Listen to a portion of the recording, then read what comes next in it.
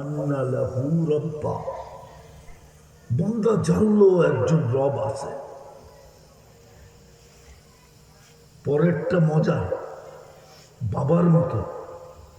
তাহলে বলে বান্দা জানলো একজন রব আছে যে ধরতেও পারে, ছাড়তেও পারে। ধরতেও পারে, হ্যাঁ, রব বইলা তো স্বীকার করলো, কিন্তু এখানে মাপ চাওয়ার কিছু নাই, মাপ বইলা কোনো শব্দ নাই, শুধু বলছে রব্বানা। আল্লাহ জবাব দেয়, আলিমা আবদি আন্না লাহু রাব্বা, বান্দা জানলো একজন রব আছে। ফাগফারতু লাহ, মাপ না চাইলো তাতে কি আসে যায়?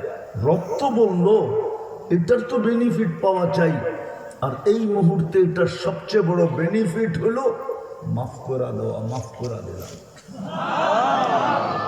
সাহাবা জিজ্ঞাসা করছে, ইয়া রাসূলুল্লাহ, ডেলি এরকম কয়বার চলবে?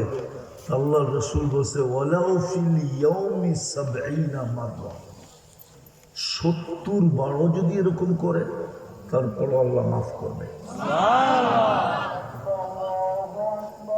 তো শেষ জায়গায় চলে আসছি, কিন্তু সুযোগ